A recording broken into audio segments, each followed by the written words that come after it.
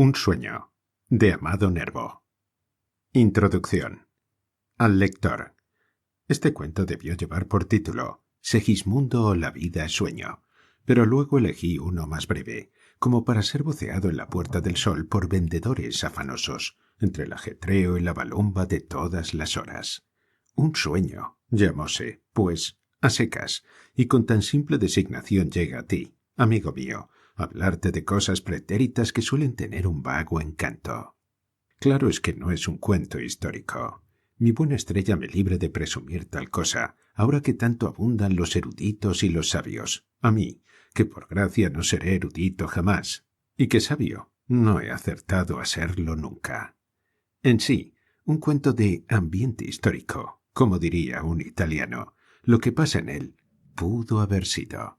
Si hay contradicciones, si hay inexactitudes y errores, si esto no se compadece con aquello, si lo de acá no concierta con lo de allá, perdónamelo, amigo, pensando que Lope de Figueroa no ha existido nunca, que todo fue un sueño, a ratos lógico, desmadejado y absurdo a ratos, y que, como dijo el gran ingenio, a quien fui a pedir un nombre para bautizar estas páginas, los sueños, sueños son. Amado Nervo. 1. Lope de Figueroa, platero. Cuando su majestad abrió los ojos, todavía presa de cierta indecisión crepuscular, que al despertarse había experimentado otras veces, y que era como la ilusión de que flotaba entre dos vidas, entre dos mundos, advirtió que la fina y vertical hebra de luz que escapaba de las maderas de una ventana era más pálida y más fina que de ordinario. Su majestad estaba de tal suerte familiarizado con aquella hebra de luz que bien podía notar cosa tal.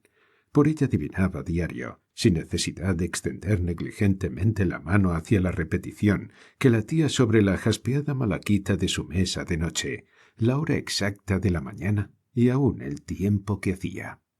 Todos los matices del tenue hilo de oro tenían para su majestad un lenguaje, pero el de aquella mañana jamás lo había visto.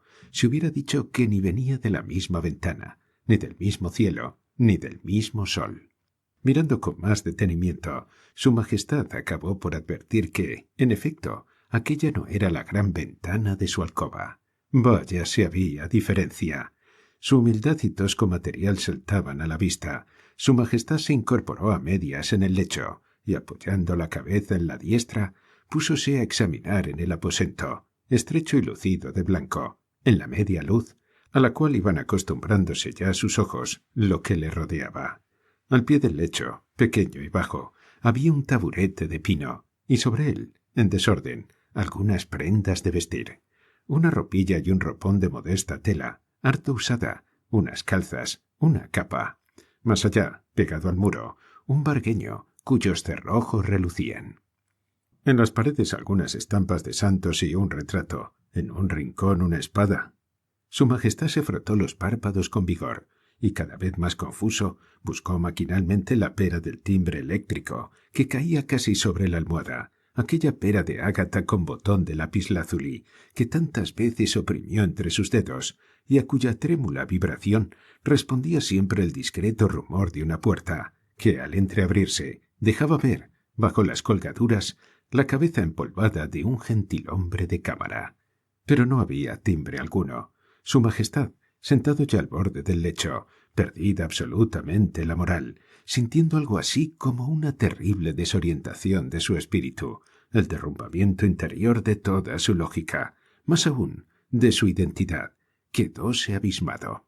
En esto, la puerta que su majestad, por invencible hábito, suponía que era una ventana que caía sobre la gran plaza de Enrique V, se entreabrió, y una figura de mujer alta, esbelta, armoniosa, se recortó en la amplia zona de luz que limitaban las maderas. «Lope», dijo con voz dulcísima de un timbre de plata, «¿estás ya despierto?» Su majestad, o mejor dicho Lope, estupefacto, dejó balbucir algo. No pudo y quedóse mirando, sin contestar, aquella aparición. Era, a lo que podía verse, una mujer de 20 años, a lo sumo, de una admirable belleza. Sus ojos, oscuros y radiantes, iluminaban el óvalo ideal de un rostro de virgen, y sus cabellos, partidos por en medio y recogidos luego a ambos lados, formando un trenzado gracioso que aprisionaba la robusta mata. Eran de un castaño oscuro magnífico. Vestía modestamente saya y justillo negros, y de los lóbulos de sus orejas, que apenas asomaban al ras de las bandas de pelo, pendían largos aretes de oro, en los cuales rojeaban vivos corales. —¿Duermes, Lope? —preguntó aún la voz de plata. —Tardes ya, más de las 7. Recuerda que mañana ha de estar acabada la custodia. El hermano Lorenzo nos ha dicho que en el convento la quieren para la fiesta de San Francisco, que es el jueves. —¿Lope? —murmuró su majestad. —Lope yo. ¿Pero quién sois vos, señora? —Bromeas, Lope —respondió la voz de plata—, o no despiertas aún del todo.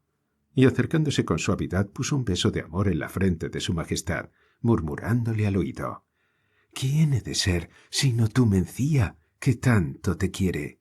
Lope se puso en pie, restregóse aún los ojos, se palpó la cabeza, el cuello, el busto, puso sus manos sobre los hombros de la joven, y convencido de que aquello era objetivo, consistente, de que no se desvanecía como vano fantasma, se dejó caer de nuevo sobre el lecho, exclamando: —¡Estoy loco! —¿Por qué? —insinuó la voz de plata. —¿Quién ha podido traerme aquí? Yo soy el rey. —Cierto —dijo Mencía con tristeza—, lo has dicho tanto en sueños. —¿Cómo en sueños? Soñabas agitadamente, hablabas de cosas que no me era dado entender, dabas títulos, conferías dignidades. —¿Yo? —Ibas de caza. Nunca, Lope, había soñado tanto ni en voz tan alta.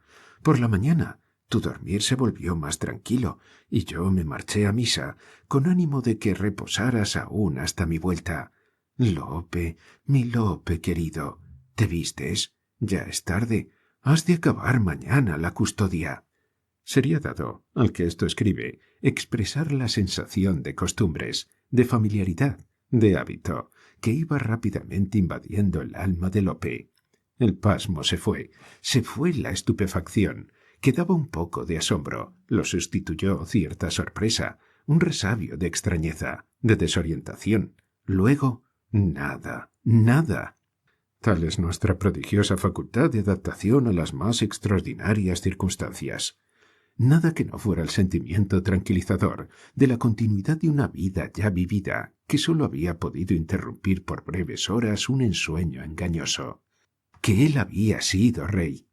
Peregrino en sueño, mientras se vestía, referíalo a grandes rasgos a la ideal mujer de los ojos luminosos y de la voz de plata.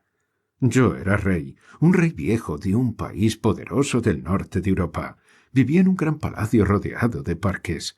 Mis distracciones eran la caza y los viajes por mar en un yate. Poseía también automóviles. Y seguía su historia. La celeste criatura movía la cabeza corroborando con signos afirmativos el relato de Lope, entre sorprendida y confusa. —Sí, cierto —interrumpía a cada paso—. Eso soñabas, eso decías, esas palabras desconocidas pronunciabas. Y añadía pensativa: raras cosas se sueñan. Tú has tenido siempre letras, Lope —continuó después de una pausa—. No es extraño, pues, que dormido imaginases historias peregrinas. Bien dices, Mencía, cosas raras se sueñan. Raras cosas se sueñan, Lope. 2. Los sueños son así. En la pieza contigua había una gran mesa, sobre la cual, en medio de un desorden de herramientas, de crisoles, de barras metálicas diversas, de envoltorios con limaduras y otros con piedras preciosas, se erguía una custodia de plata con relicario de oro. Era la obra del platero Lope para el convento. No lejos de la mesa, un gran bastidor sobre toscos pies de madera enmarcaba, bien estirada, una tela de seda, bordada en gran parte, con diversos motivos, también de oro y plata, siendo el principal un divino pastor que llevaba al hombro, amoroso, a la oveja perdida. Era aquella labor, visiblemente destinada a un ornamento de iglesia, la obra de Mencía. Mesa y bastidor estaban cerca de la única ventana de la habitación, a fin de recibir la luz que por ella entraba.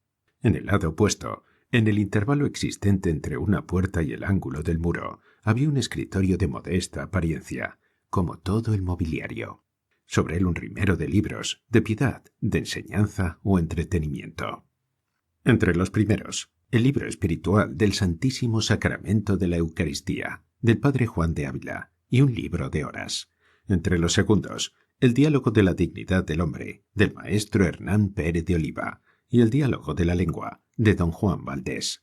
Entre los últimos, el tratado de las tres grandes, conviene saber, de la gran parlería, de la gran porfía y de la gran risa, del donoso doctor don Francisco Lope de Villalobos, la Celestina, el Amadís, la vida del Lazarillo de Tormes y de sus fortunas y adversidades, y la Diana de Jorge de Montemayor. El resto del mobiliario constituíanlo algunos taburetes, un gran sillón de cuero y dos arcas, la una abierta, por más señas, dejando ver una ropilla de tisú, un jubón y unas calzas de velludo negro, que probablemente pertenecían a la indumentaria dominguera de Lope. Pero volvamos a la custodia. Esta figuraba la fachada de una catedral gótica, de un gótico florido riquísimo en detalles. Tenía 3 puertas, y el hueco de la del centro formaba el relicario. El superior del convento, un teólogo largo y anguloso, de cara ojival, que había sugerido a Lope algunas de las esbeltas líneas de tal arquitectura, afirmaba, según Mencía dijo a su esposo, que aquello representaba la ciudad de Sion, donde no hay muerte ni llanto, ni clamor ni angustia, ni dolor ni culpa, a donde es saciado el hambriento, refrigerado el sediento, y se cumple todo deseo. La ciudad santa de Jerusalén, que es como un vidrio purísimo, cuyos fundamentos están adornados de piedras preciosas, que no necesitan luz, porque la claridad de Dios la ilumina, y su lucerna es el Cordero.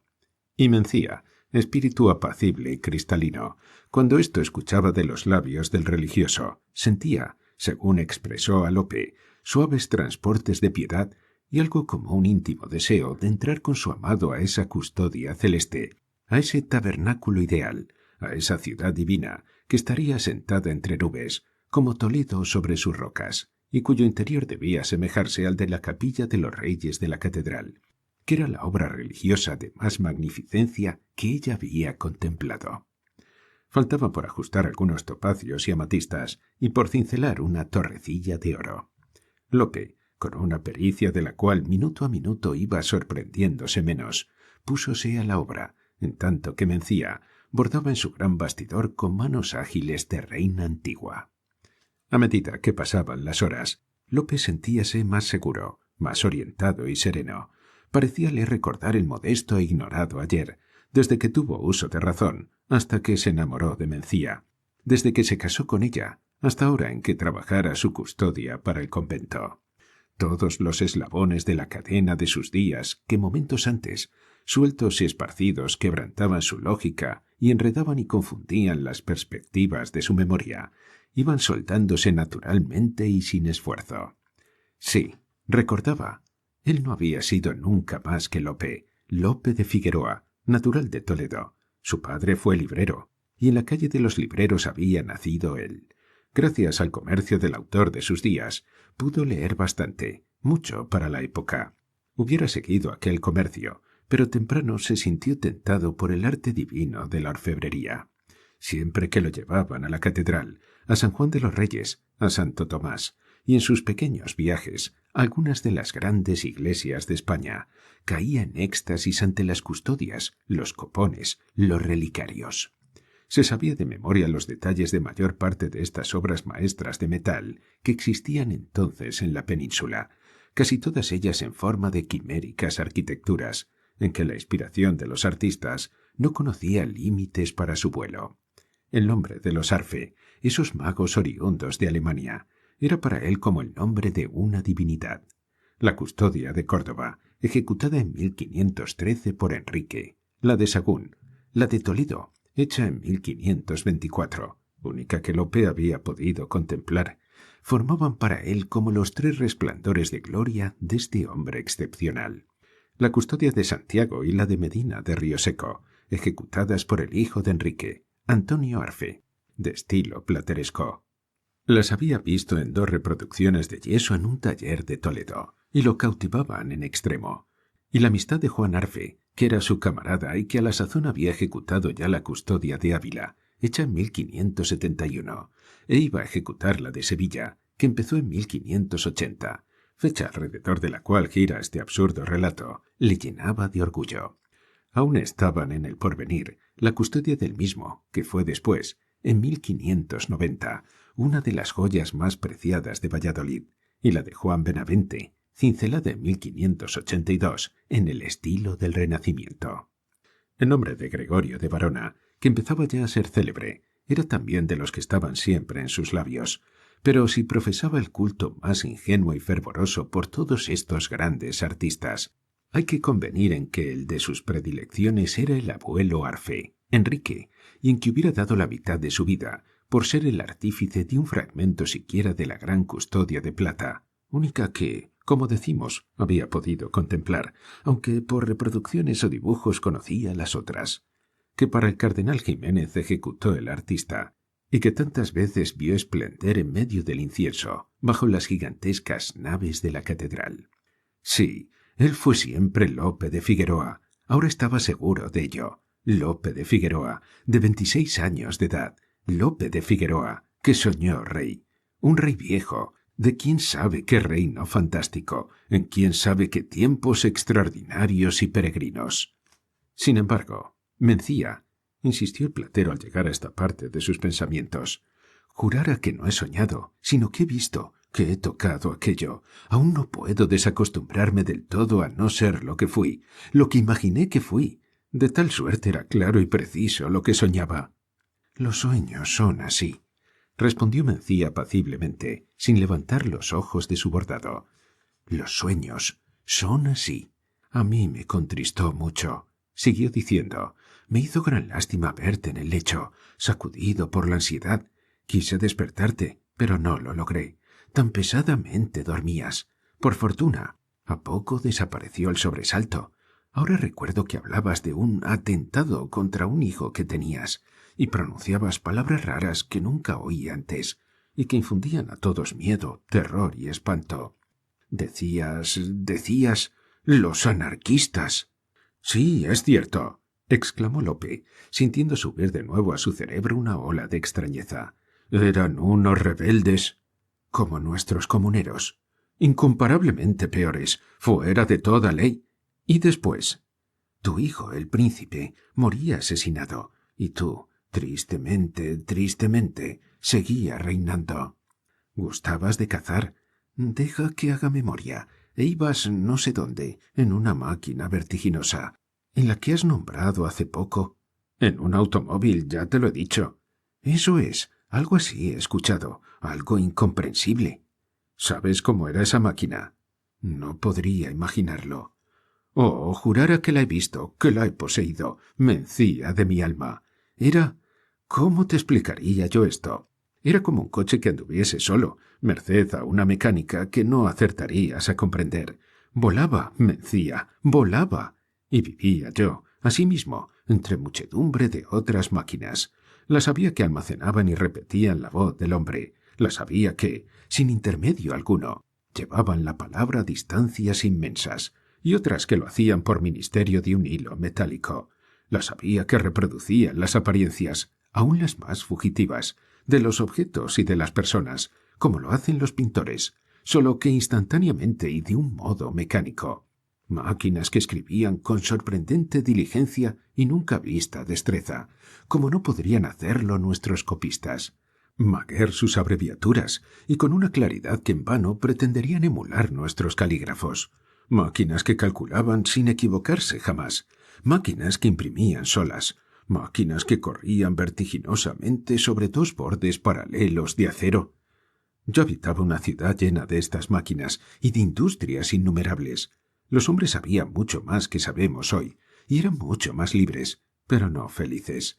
Los metales que yo manejo con tanta fatiga y tan difícilmente trabajo, ellos los manejaban y trabajaban de modo que maravilla, y conocían además su esencia íntima, no a la manera de Avicena, de Hernaldo de Villanova o de Raimundo Lulio, que los tienen como engendrados por azogue y azufre, sino merced a las luces de una química más sabia, y habían descubierto otros nuevos, uno entre ellos que era acabado prodigio, porque en sí mismo llevaba una fuente de energía, de calor.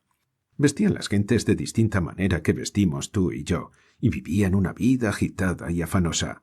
Hablaban otro idioma, y yo era rey.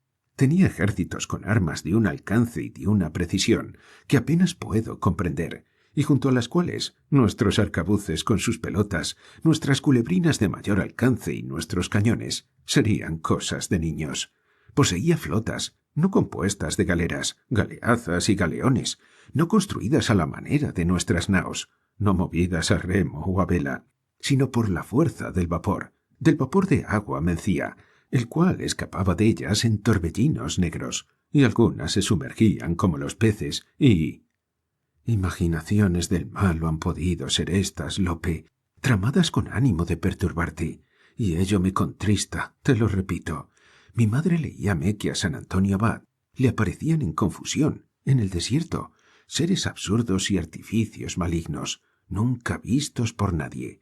Tú, Lope, como ya te he dicho, quizás por la influencia de los libros que con ahínco lees, siempre has soñado mucho, y nunca entendí que eso estuviera bien. Por otra parte, las cuartanas del año pasado te dejaron harto débil. Tan recio fue el mal, que día ni noche podía sosegar.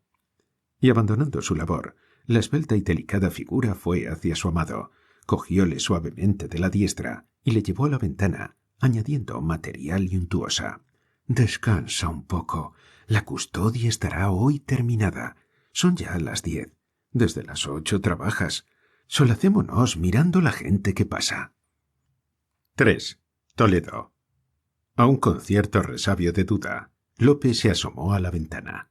Parecíale que ahí sí iba a quebrantarse el conjuro, a desvanecerse el encanto, y que en vez de la visión de una ciudad castellana, tendría la de la espaciosa plaza de su palacio, la plaza de Enrique V, limitada por suntuosas arquitecturas del Renacimiento, por luminosos alcázares de mármol, rodeados de terrazas amplísimas, y cortado en dos su inmenso cuadrilátero por el gran río de ondas verdes, a través del cual daban zancadas los puentes de piedra y de hierro, hormigueantes siempre de una atareada multitud. Pero no fue así. La ventana de su habitación, más alta que la mayoría de los muros opuestos, daba a una callejuela que, como otras vecinas, luego iba a desembocar en la plaza de Zocodover. Desde ella se abarcaba perfectamente el vasto espacio de esta plaza, con sus irregulares edificios y sus viejos soportales. Una multitud, vestida de manera muy varia, pululaba alrededor de los puestos del mercado, que por ser martes había. ¿Quién compraba aves de todos géneros? ¿Quién tarros de miel? ¿Quién queso libreado? ¿Quién mazapanes, hojaldres, bizcotelas y rosquillas, con o sin azúcar? ¿Quién aceites, mantecas y frutas de Andalucía? Casi todos los balcones estaban engalanados con colgaduras diversas. Preguntó Lope la razón. Mencía díjole que la corte se encontraba en la ciudad imperial desde hacía algunos días y que iba con pompa a todas partes, pasando casi siempre por la plaza. Lope recorrió con la mirada atónita el panorama. La urdimbre de callejuelas enredaba a sus pies. Bordábanlas en su mayoría muros bajos, con muy pocas ventanas, y todas las arquitecturas se codeaban en el más heteróclito contubernio. Campanarios, miradores, ajimeces, burdos o airosos portales encancelados, ventanas góticas, postigos enrejados. Sobre la sinagoga, la cruz. Junto a la pesada torre medieval, áspera y fuerte como la de un castillo roquero, el alado minarete bordado de encajes. Junto a la severidad de un cornisamento romano, la gracia enredada y traviesa de un arabesco que canta los atributos de Alá. Un sobrio y reciente pórtico del Cinquecento, junto a un arco mudéjar o a un pórtico plateresco. Toledo, sentada sobre su arisco trono de rocas, vivía los últimos años de su apogeo. El rey don Felipe había trasladado desde 1560 la corte a Madrid.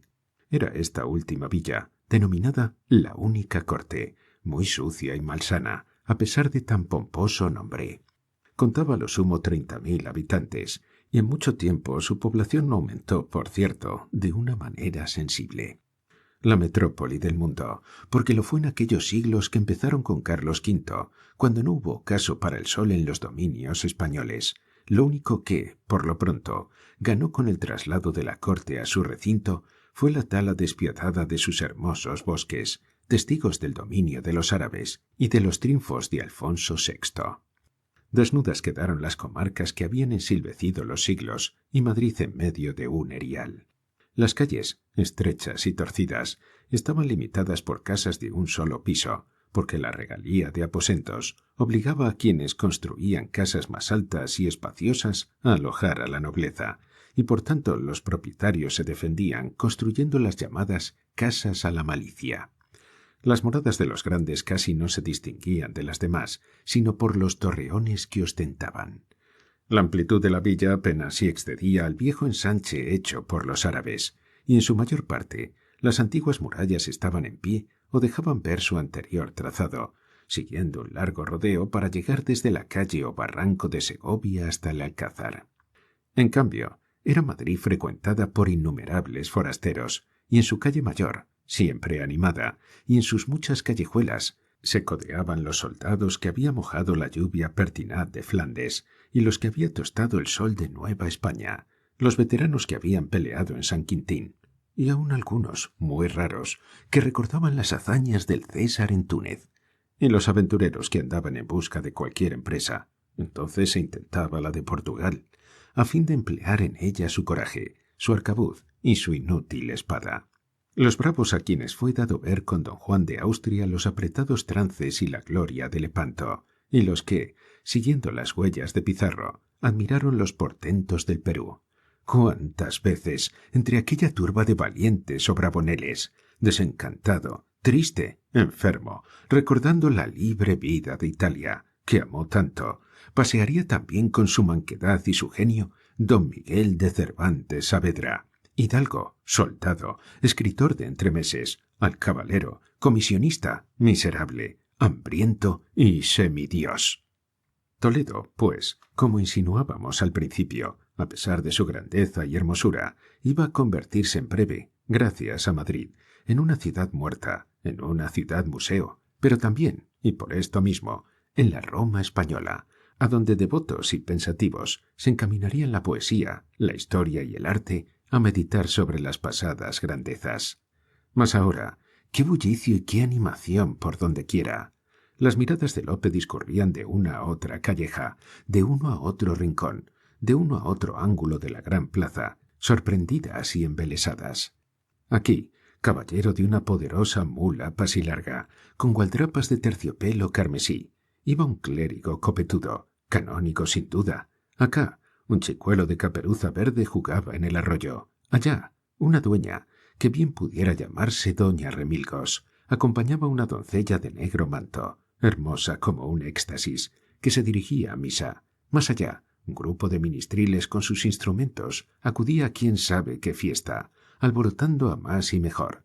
Acullá, una gran dama, en una canea torda, que llevaba de la rienda un pajecillo flamenco vestido a la usanza de su país, y de los cuales había aún a la sazón muchos en Toledo, pasaba orgullosa a la sombra secular de los viejos muros, para salir a la riente plaza llena de bullicio. En otra parte, un caballero con ropilla y ropón de terciopelo azul salía del gran portal de un palacio, seguido de un escudero y de dos lebreles, y más lejos rodaba, desempedrando calles, un majestuoso y pesado coche, con mulas uncidas de dos en dos. Era incontable la multitud de tipos que desfilaban bajo aquel balcón tan vecino a los tejados, y Lope no se hartaba de verlos. Junto al mendigo, la buscona; junto al arriero, el estudiante sopista que caminaba distraído con no sé qué mirajes de puchero; junto al lazarillo, el trajinante; junto a la dama, la moza de partido; junto al clérigo, el rufián, el cómico o el hijodalgo. Parecía aquella escena una novela de Cervantes puesta en movimiento. De pronto, en medio de un gran estruendo de voces y gritos, de aclamaciones y ruidos entusiastas, desembocó en Zocodover brillantísima comitiva de jinetes, formada toda de grandes señores castellanos, caballeros en ágiles y hermosos caballos engualdrapados con mucha riqueza. Esta comitiva precedía una litera rodeada por damas de la primera nobleza, a caballo también, y custodiada por elegantísimos pajes. En la litera venía sin duda una princesa, cuando menos.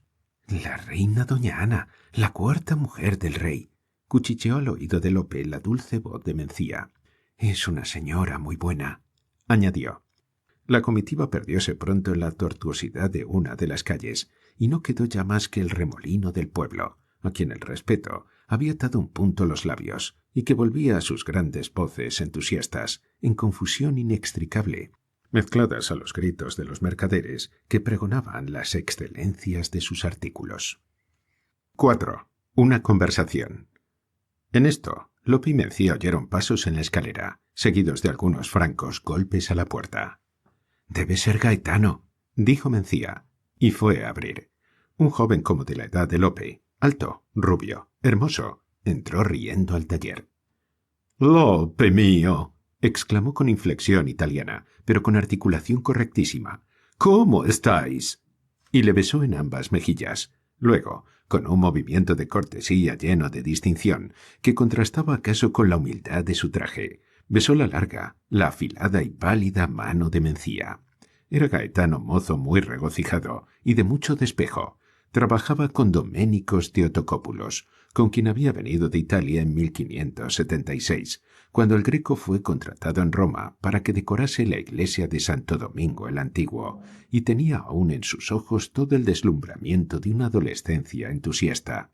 Vivida en una tierra llena de las opulencias del arte, frecuentando los grandes talleres, donde había conocido a los Veronés, a los Tintoretto, donde había visto pasar como un dios a Miguel Ángel, donde había tenido la honra de hablar con Tiziano Becelli, amigo y maestro de Theotocópulos.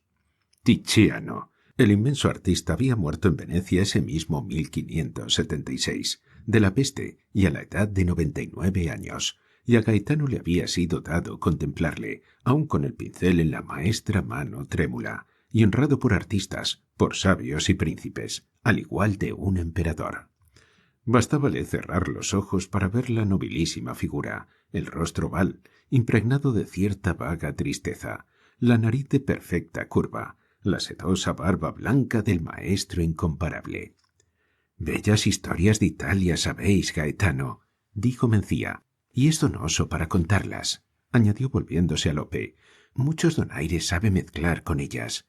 Venís aún a hablarnos del Tiziano, o de ese nuestro Greco de tan extravagante condición, que tras enojarse con el cabildo de la catedral, no es bastante cortesano para contentar siempre al rey nuestro señor. No es muy blando de carácter, mi maestro. Altivo se muestra siempre en demasía. Le he oído hablar en muchas ocasiones que no hay precio para pagar sus cuadros, y que a él los ducados que gana, que son tantos, nadie se los escatima, porque todos los grandes saben lo que vale. Pero altivo era también su maestro Tiziano, al cual los propios reyes, como Francisco I, pedían con cierta humildad que les hiciese su retrato, que fue honrado por el emperador Carlos V, señor del mundo, como lo ha sido por su hijo el rey don Felipe. Id al Alcázar de Madrid, id al Escorial y veréis en qué aprecio se tienden sus lienzos. La mayor parte de ellos fue mandada hacer por el emperador y por el rey con verdadero encarecimiento. A fe qué razón han tenido en ufanarse de sus cuadros. Pues, ¿quién hubiera pintado como él a la hermosa emperatriz doña Isabel de Portugal? ¿Quién hubiera hecho con más riqueza y hermosura de color, con más brío, el retrato ecuestre del emperador cuando su victoria en Milberg? ¿Quién le habría superado en la verdad de los retratos del emperador y del rey, en que el primero acaricia un mastín y el segundo muestra todos los caracteres de su temperamento? ¿Quién hubiera ejecutado con más admirable suavidad el lienzo de Venus y Adonis, hecho especialmente para el rey don Felipe, y cuya contemplación suele poner una sonrisa en esa faz que casi nunca se ilumina? Gaetano se enardecía más y más, advirtiendo el agrado con que Lope y Mencía le escuchaban. «Sabed», agregó, «que un príncipe tan artista y tan opulento como Alfonso de Este no hallaba en su corte manera digna de agasajar al Tiziano, y sabed asimismo que el gran pontífice León X le amó y admiró al par de Buonarroti y de Rafael, y pensar que su primer maestro, Bellini, Le predijo que no sería jamás sino un embadurnador cualquiera. Si él y Giorgione, que lo envidiaban, le hubiesen visto después, venerado por el mundo, glorificado por todos los grandes de la tierra. ¡La gloria! —exclamó Gaetano a manera de síntesis. —¡Qué bella es la gloria! ¿Cuándo la alcanzaremos nosotros, Lope? Porque yo creo en ella y la guardo. ¿Y vos, Mencía, creéis en la gloria? —¿Cómo no he de creer en la gloria si llevo el paraíso en el corazón? —respondió Mencía mirando tiernamente a Lope. —Bien decís, Mencía. El amor, un amor como el vuestro, es la gloria más real y más pura. ¿Acaso la preferiría a la de mi maestro el Greco, en cuyo triunfo creo ciegamente? —Decid, Gaetano —insinuó Lope lleno de curiosidad—, ¿podríais vos proporcionarme una oportunidad de conocer al Greco? —Nada más fácil, amigo mío, pues que le veo a diario. Esta siesta, a las 2, he de hablarle, y ciertamente podrías acompañarme. Él os acogerá con extremada simplicidad. —Adivináis —agregó el italiano después de una pausa—, ¿a dónde irá Doménicos después? A las 3 de la tarde precisamente, y por cierto en mi compañía. —No acierto. —Pues a ver al rey. —¿Al rey? —Sí, señor, al rey. Su Majestad no piensa más que en el ornato del Escorial. Sabéis que ha hecho a mi maestro numerosos encargos, entre ellos el cuadro del martirio de San Mauricio y sus compañeros, que su Majestad desea vivamente y que ha de colocar en el monasterio con todos los honores, cuando el Greco quiera concluirlo, que no sé cuándo será. Su Majestad le ha enviado a recordar desde Madrid, en diversas ocasiones, este cuadro. Ahora que está en Toledo, le ha hecho llamar para hablarle de ello y quizás de otros trabajos. Decid, Gaetano, pues que vos iréis con el maestro al Alcázar, que no me sería dado a mí también ver al rey. No le conozco. —¿No le conocéis? ¡Perbaco! Si le habéis visto tantas veces.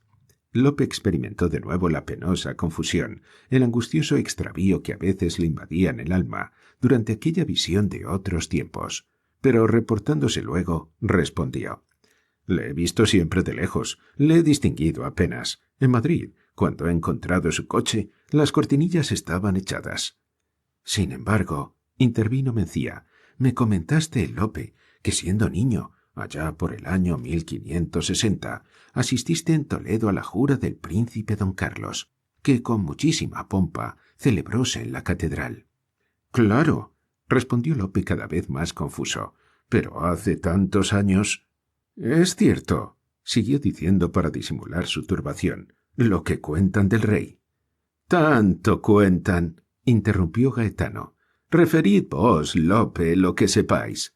—Cuentan —empezó éste—, que a pesar de lo que se dice en contra, corteja mucho a las mujeres y que frecuentemente se solaza en su compañía. Cuentan que en Madrid, por las noches, recorre enmascarado las calles de la villa, no con ánimo pecaminoso, como lo hacía don Carlos su hijo, quien paseaba disfrazado por los peores lugares, sino más bien para investigar muchas cosas que de otra suerte no conocería. Cuentan que no es tan enérgico como se afirma, que personalmente sería incapaz de negar nada, y que por eso gusta de dar órdenes a cierta distancia.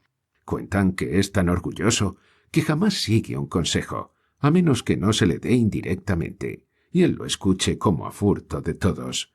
Cuentan, y en esto no hay mal sino bien, que a sus solas compone versos y tañe la vihuela, y aún se repite una glosa suya que dice: «Contentamiento, do estás, que no te tiene ninguno».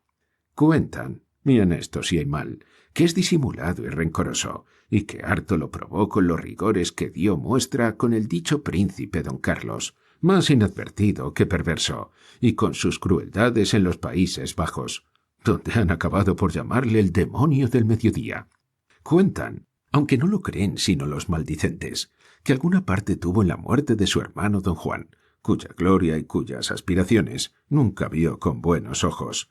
Cuentan que... —¿Y cómo no cuentan? —interrumpió con cierto asomo de enfado Mencía— que es muy sabio, generoso y desprendido, como lo prueban las fundaciones del Archivo de Simancas, del Escorial, de la Universidad y colegios de Douai en Flandes y de las escuelas de Lovaina, de que he oído hablar mucho y con harto elogio a los padres del convento.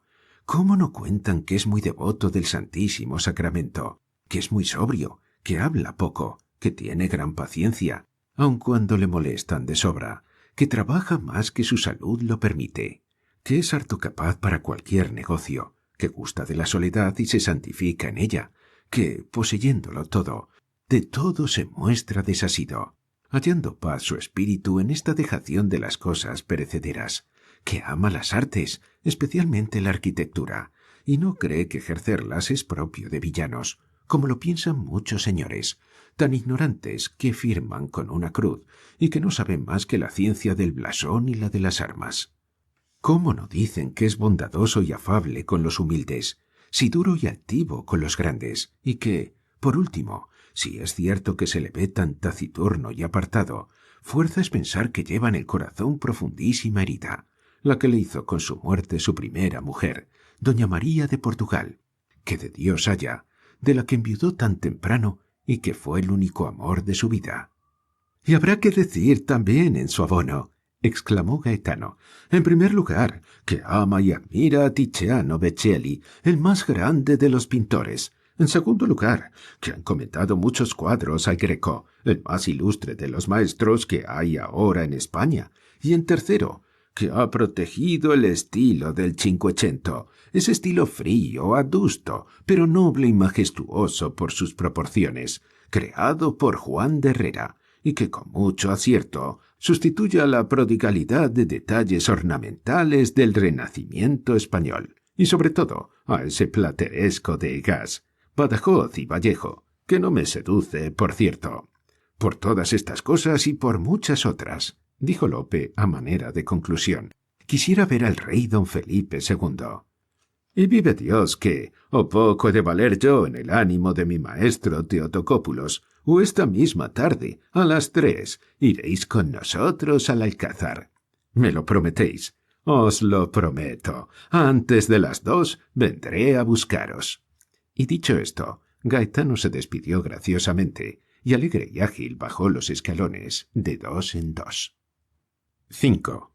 Doménicos Teotocópulos. A las 2, en efecto, cuando Lope y Mencía habían concluido su sencilla pitanza, volvió Gaetano con ánimo de llevarse a Lope. «No le retengáis mucho», dijo Mencía al italiano. «La tarde será calurosa. Si no volviese a tiempo, holgaría de pasear con él». «Tarde oscurece ahora», respondió Gaetano. «A las 5 le tendréis de regreso». Mencía despidió con tiernísima mirada a su esposo y fuese a continuar su bordado, mientras los dos jóvenes se alejaban cogidos del brazo. Cuando llegaron a la casa del Greco, éste comía aún, en una gran pieza, donde en cierta confusión había telas y muebles de bella y rara apariencia. Veíanse por todas partes bocetos y dibujos, entre ellos algunos del Tiziano, bronces y mármoles mutilados, de Grecia y Roma, varios paisajes del archipiélago, especialmente de la isla de Candia, copias en yeso de monumentos antiguos, entre ellas una admirable reproducción de la Acrópolis, medallas, maderas talladas, etc.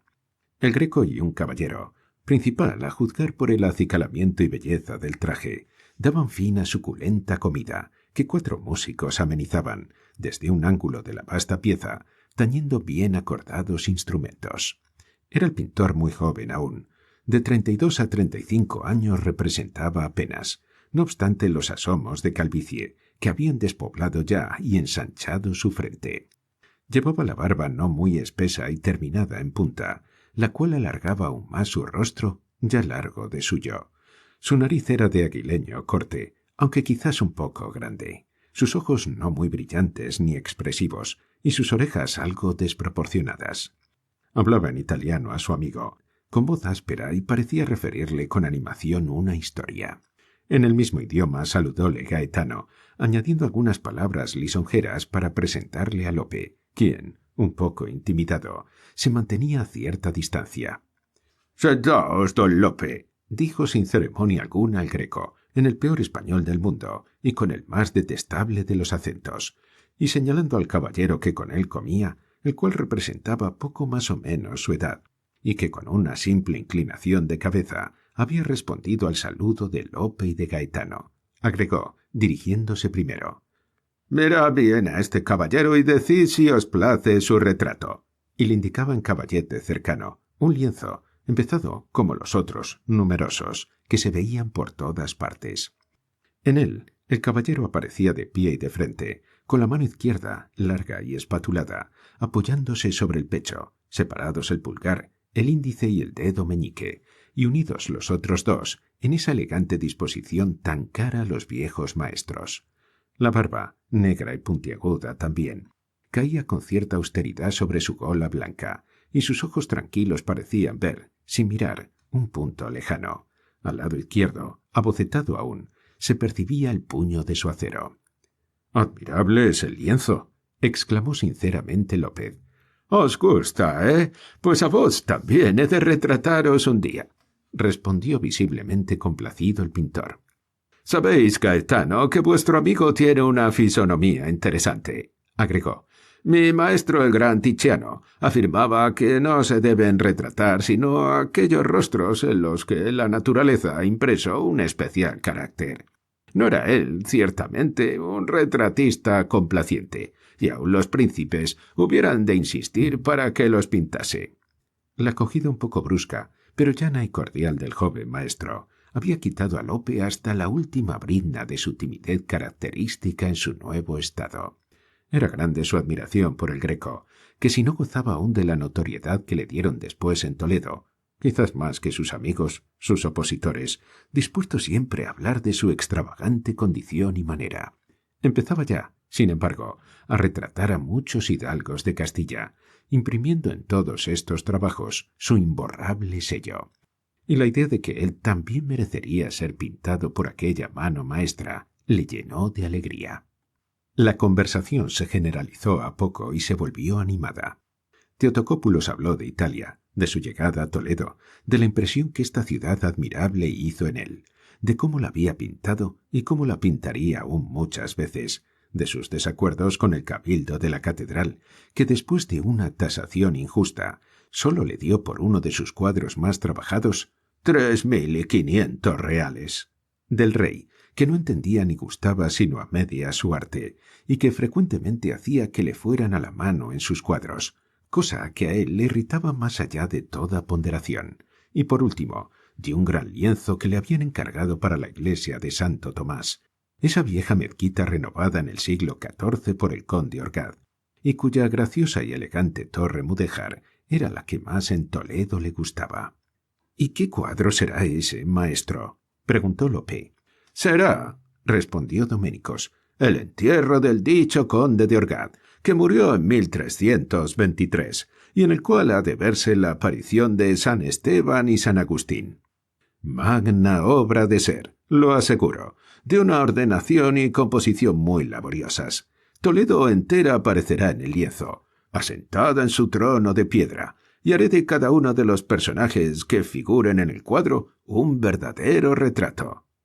Vos», añadió dirigiéndose al caballero su comensal, «por de contado que figuraréis allí. Afortunadamente», siguió diciendo con ironía, «este cuadro no es para el rey don Felipe, y así no le pondrá peros». «A propósito, maestro», insinuó Gaetano, «Lope desearía acompañaros a ver al rey, que tan pronto recibirá. ¿Permitiréis que vaya conmigo?» «Vaya en buena hora», respondió el Greco, «si así le acomoda, que como en la antecámara real no pongan reparos, yo no he de ponerlos». 6. El rey don Felipe. El Greco y sus dos acompañantes vieron abrirse por fin una mampara, y fueron introducidos, de la antecámara donde esperaban hacía algunos minutos, y en la que había varios lujosos guardias de la borgoñona y la alemana, con algunos monteros de Espinosa, a la espaciosa cuadra tapizada, toda ella de maravillosos tapices de Flandes, y en la cual estaba el rey, de pie, al lado de ancha mesa que ostentaba gran cubierta de terciopelo con flecos y motas de oro, de las que por aquel tiempo se tejían y bordaban en Nápoles, y sobre la cual se veían muchos papeles en legajos o sueltos, un bello trozo de ónix verde de la Puebla de los Ángeles, semejante a los que se empleaban en algunas ornamentaciones de la iglesia del Escorial, y un gran Cristo de marfil. Detrás del rey había un sillón, en cuyo respaldo, entre rojos arabescos, se destacaba el águila imperial. Vestía don Felipe de negro, muy elegantemente, pero sin bordado alguno de oro y plata, ni más joya que el toisón, pendiendo en la mitad del pecho de un collar esmaltado de oro, hecho de dobles eslabones unidos a pedernales, con la divisa «Ante ferit quam flama micet». Era esta insignia, en efecto, la preferida del rey. Antes de él, pertenecía al derecho de conferir la dignidad correspondiente al capítulo de la orden, pero don Felipe abrogóse el poder de concederla según su real beneplácito, aboliendo, por tanto, el artículo de los estatutos que había limitado siempre el número de los caballeros. Era, según pudo ver Lope, de estatura mediana, esbelto, aun a pesar de la edad, blanco y rubio. Llevaba recortada la flamenca la barba, en la que con el oro radiaban ya algunas hebras de plata. Su mirada, clara y profundamente tranquila, no tenía expresión alguna. Avanzaron los tres uno tras de otro, siendo Lope el último, e hincada la rodilla besaron la real mano, cubierta por guante de ámbar, y quedaron después a respetuosa distancia.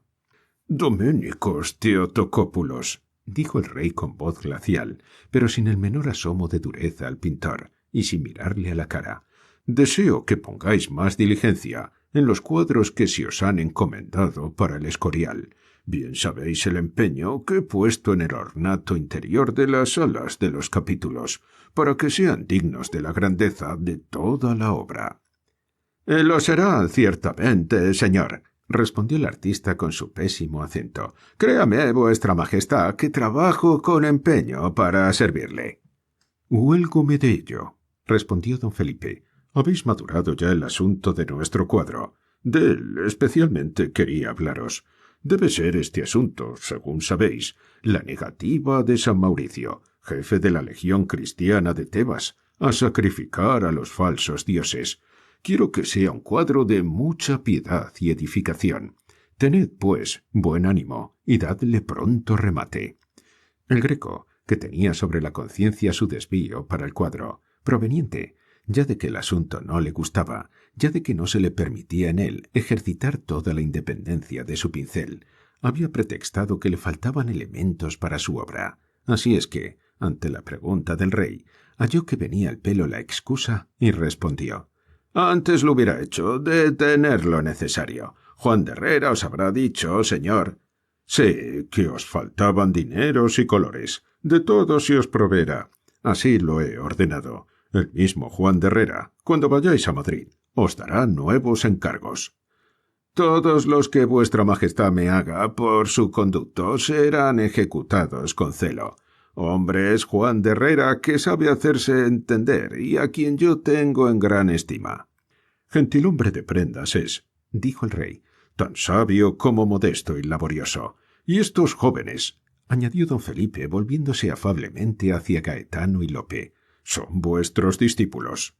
«El uno, señor, lo es. Vino conmigo de Italia», respondió el Greco señalando a Gaetano. «El otro es platero de oficio. Ya me ha dicho que trabaja una custodia para una iglesia de Toledo». «Noble arte es el vuestro», dijo el monarca Lope, «y en él tenéis predecesores ilustres. ¿Conocéis las custodias de Enrique Arfe? El emperador, mi señor y padre, teníalo en mucha estima». Lope quiso responder, pero en aquel momento luchaban en su espíritu sensaciones y sentimientos muy encontrados. Del fondo de su ser subía algo como la convicción íntima de su personalidad anterior al sueño.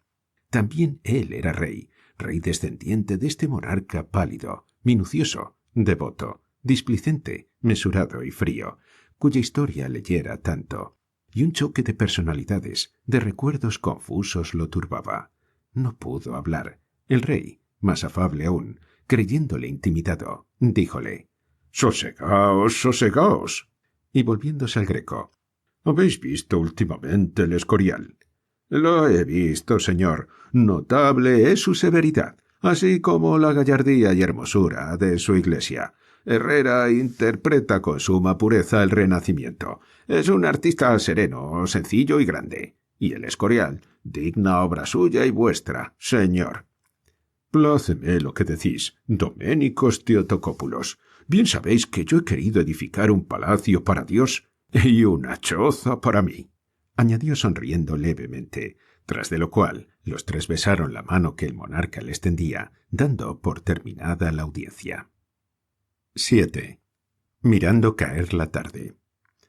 Gaetano acompañó a Lope hasta el portal de su casa, después de haber dejado los dos a Doménicos en la suya, y allí se despidieron los amigos, aquel siempre vivo y alegre, un poco impresionado y confuso todavía. Cuando Lope subió a su buhardilla, Mencía trabajaba aún en su bastidor. Por la ventana abierta entraba la viva luz de una tarde estival. La incomparable criatura dejó su labor y fue al encuentro de su marido, riente y amorosa. «La tarde no puede ser más bella», dijo. «¿Iremos a pasear?» «Iremos», respondió encantado el orfebre, y calándose el modesto bonete de fieltro gris con pluma negra, mientras ella se ponía el manto, descendieron la empinada escalera y pronto se encontraron en el zocodover. Varios vecinos le saludaron al paso. «Dios acompañe a vuesas mercedes», díjoles una vieja que tomaba el sol en un portalucho húmedo. Numerosos mendigos rodeáronles, y con tan instantes súplicas los acosaron, que Lope puso en sus manos algunos maravedises. Un poco más allá un grupo de gente los detuvo. Más de 20 bobos hacían círculo en derredor de dos perillanes que, con no muy pulidas razones, se denostaban.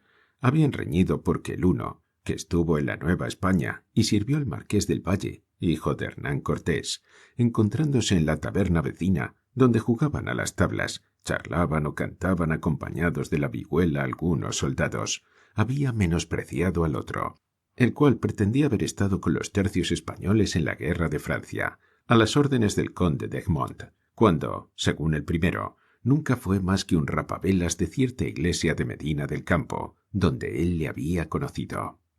«Si no mirara que sois viejo», decía el supuesto sacristán a su antagonista, «os hundiría mi espada en el pecho, hasta los gavilanes».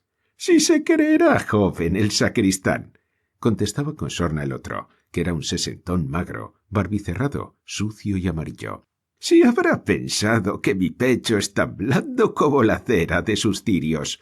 Vuélvase a la taberna, a rascar la vihuela con la gente ruin y de poco precio a quien divierte, o vive Cristo que quedará más molido que a leña». Lope y Mencía lograron, al fin, abrirse paso a través de los curiosos y siguieron su camino.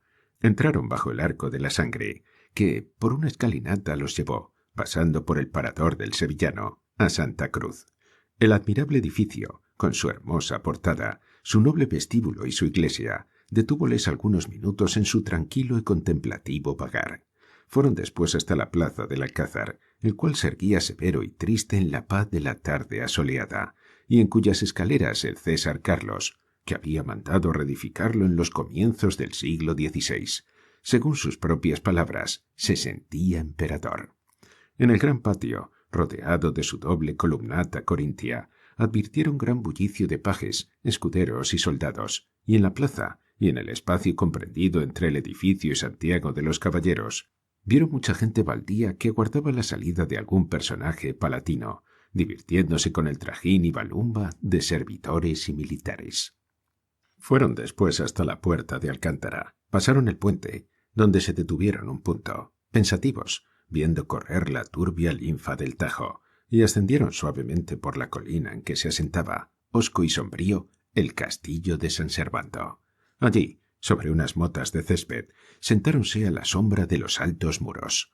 La gran Toledo extendíase frente a ellos con toda su majestad imperial, radiando al sol la cruda viveza de sus varios colores, recortando en el divino azul su orgullosa silueta almenada y erizada de torres, entre las cuales se definía, precisa y soberbia, la mole del Alcázar. San Servando, acariciado por el sol, era imponente sobre toda ponderación. Del carácter guerrero religioso que desde la reconquista de Toledo por Alfonso VI, en 1085, había adquirido la fortaleza y que había mostrado por espacio de algunos siglos, hasta principios del XIV, en que los templarios la abandonaron, apenas sí quedaban vestigios. El castillo, restaurado en la época de las terribles luchas entre don Pedro I y don Enrique de Trastámara, ahora estaba de nuevo en ruinas, pero mostrando aún cierta dignidad medieval en sus torres imperiosas. Lope y Mencía contemplaron algunos instantes los descalabrados muros y volvieron luego los ojos hacia la hermosa perspectiva cercana.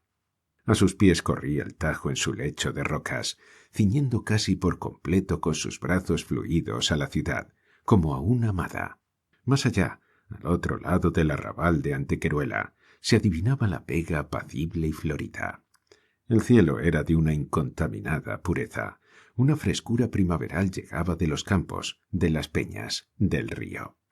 Mencía apoyó su cabeza en el hombro de Lope, pasóle el brazo por el talle, y enamorados, mudos, felices, quedáronse contemplando el claro cristal de la tarde, la mansedumbre melancólica del paisaje, y escuchando el vago y complejo rumor que venía de Toledo. Un rumor que parecía hecho de las voces de los vivos y de las voces de los muertos, de los carpetanos que fundaron la ciudad, de los romanos que la conquistaron, de los visigodos que en ella se convirtieron a Cristo, de los moros que la habitaron 4 siglos y la hicieron próspera, de los castellanos que trajeron a ella su fe acorazada de acero. La voz de los padres antiguos que ahí celebraban sus concilios y de los cardenales opulentos que se llamaban los Mendoza, los Tenorio, los Fonseca, los Jiménez, los Tavera, y que hicieron de aquellos peñascos diademados de almenas un imperio de arte y de pensamiento. Y parecíale a Lope que dentro de él mismo se escuchaban también los rumores de todas las épocas, que en él gritaba la voz de los que se habían callado para siempre, que era él como una continuación viva de los muertos, que siempre había vivido, que viviría siempre, dando en su existencia los hilos de muchas existencias invisibles de ayer, de hoy, de mañana. Contempló a Mencía. Ésta había separado la cabeza de su hombro y sentada sobre la hierba, con los ojos muy grandes, muy luminosos, fijos en los suyos, parecía seguir el camino de sus pensamientos. Y a ella, pensó Lope al verla, que siempre la quiso. Desde quién sabe qué recodos misteriosos del pasado venía este amor. Era la criatura por excelencia, hecha como de una alquimia divina. Era la compañera ideal, casta, apacible, con un poco de hermana en su abandono, con un poco de madre en su ternura. Era el alma cuyo vuelo debía periódicamente en los tiempos cruzarse con el suyo, cuya órbita debía con la suya tener forzosamente intersecciones.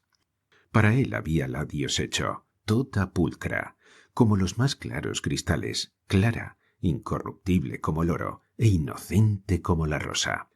«¿Verdad que siempre me has amado?», le preguntó de pronto con indecible ímpetu, atrayendo su cabecita oscura y buscando ávidamente el regalo de sus labios.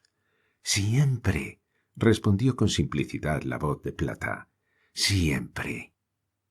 8. No te duermas. Empezaba a oscurecer. Envaguecíanse ya los perfiles ásperos de las murallas y las rocas, y algunas de las estrellas punteaban el profundo azul. Lope y Mencía levantáronse silenciosamente y, cogidos del brazo, echaron a andar hacia la ciudad, donde, en el laberinto de callejuelas, parecía enredarse ya, como una víbora negra, la noche. Aquí y allí las estrechas y escasas ventanas se encendían. Comenzaba a llamear el pálido aceite de las lámparas que ardían en innumerables nichos y hornacinas ante los Cristos, las vírgenes y los santos. A veces tropezaban con tal o cual litera precedida de pajes con hachones, que luego se perdía fantásticamente en el declive de un callejón. Tras las ventanas, sólidamente enrejadas, se adivinaban siluetas de mujeres pensativas. Lope y Mencía caminaban lentamente. Una gran tristeza caía sobre el alma de él, y un pensamiento poderoso decíale que ella también estaba triste. Tristes los dos. ¿Por qué? Ella lo sintetizó más tarde en estas solas palabras. «Tengo miedo de que duermas». Ah, sí, él también tenía miedo de eso. A medida que llegaban las sombras, parecíale que todo, la ciudad, las gentes, su Mencía misma, tenía menos realidad.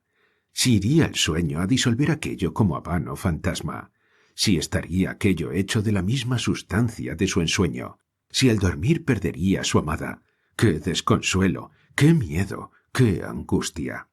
Al fin subieron la empinada escalera, y ya en su bohardilla encendieron un velón. A su débil luz la custodia llameó vivamente. Allí estaba, enjollada de amatistas y de topacios.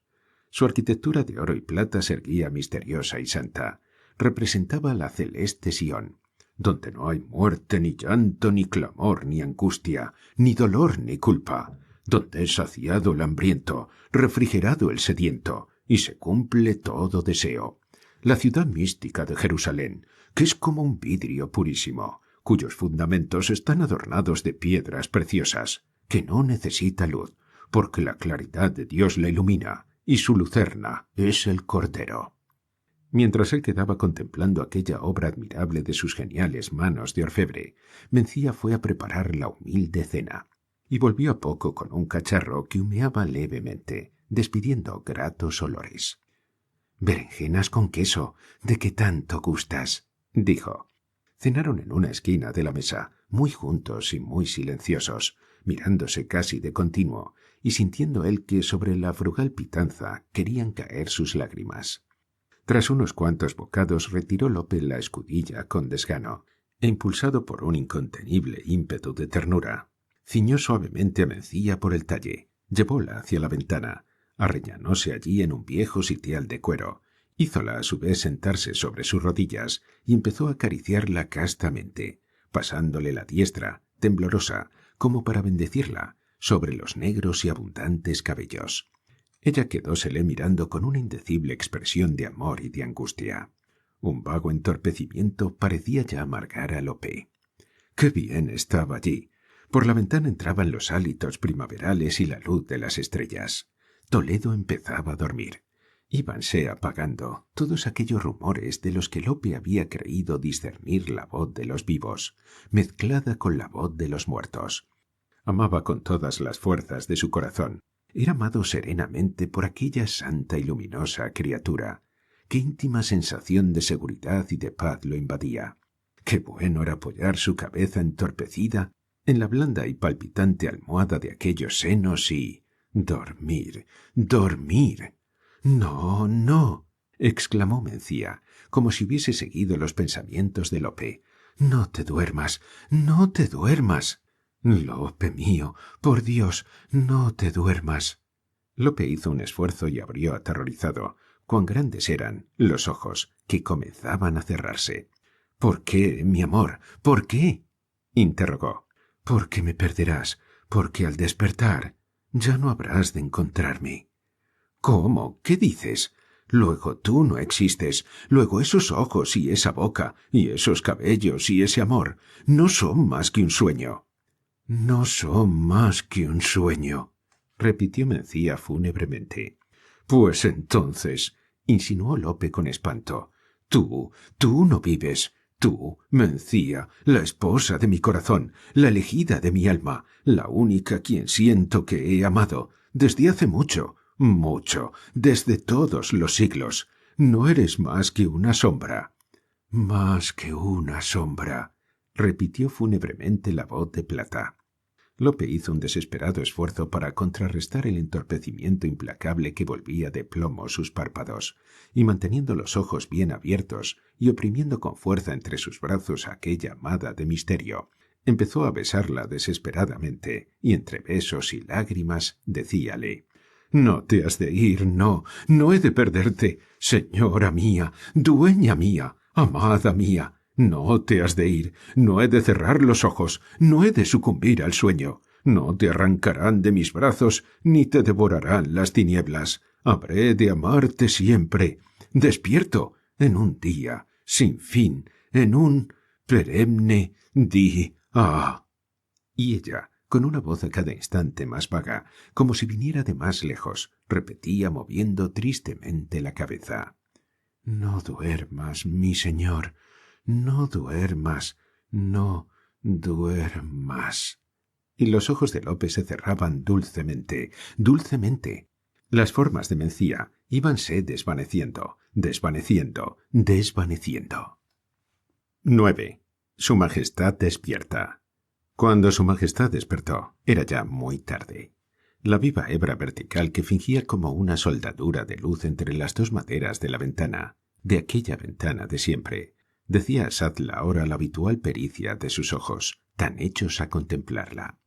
Una angustia inmensa pesaba sobre el espíritu del monarca.